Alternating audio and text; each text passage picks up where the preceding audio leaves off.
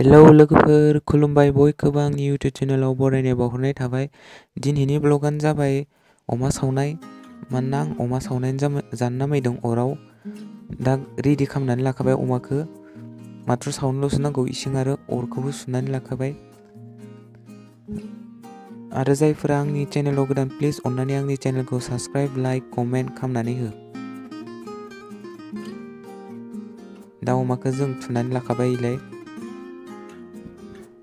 आरो इसिं फान्थावखौबो सावनानै जानो नामायदों, माने बाथोन बनायनो आरो फान्थाव, सामब्राम, फानलु लगायनानै। आरो पापरखौबो अरावनो सावनानै जानो नामायदों, मानोना थावआव एवनायखौ जाबाय थानाय जायोना, बेनिखायनो। नै दा जों अमाखौ सावहांबाय। एसे खामफ्राम खालामनो नामायदों, खामफ्रामबासो मोजां मोनना, बेनिखायनो।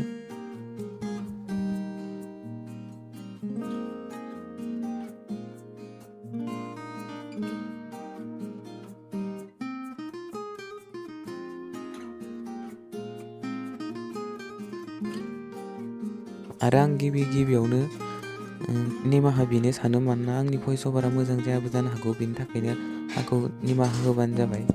क्वालिटिया मोजां नङिनि थाखाय बिदि बारा मोजां खोनायाबो जानो हागौ आरो आंनि भइस अभार होनायखौ, बेनि थाखायनो आं गिबियावनो सरि बिखायो।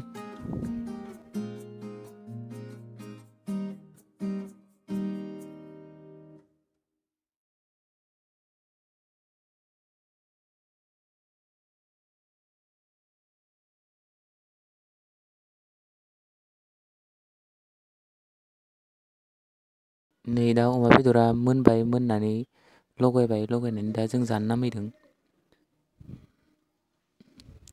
सामब्राम, फानलु, दुन्दिया, फानलु सावनाय लगायनानै जों दा जाबाय आरो।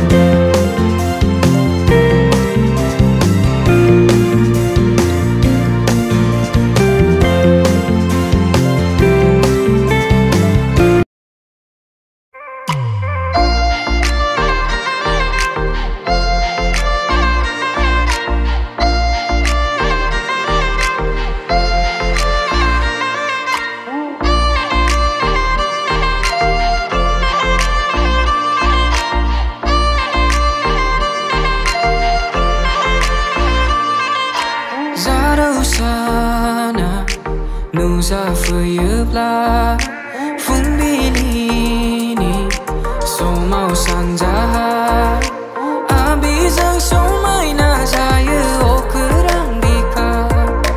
रैसुमै मेथाइ खनो दाउसिन दाउलाफोरा, सिरि मोनो बिफां लाइफां लामा दथाफ्रा।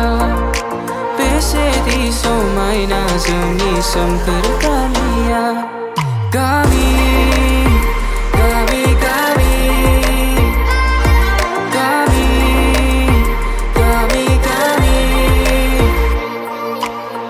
गय खान्थाल सारि।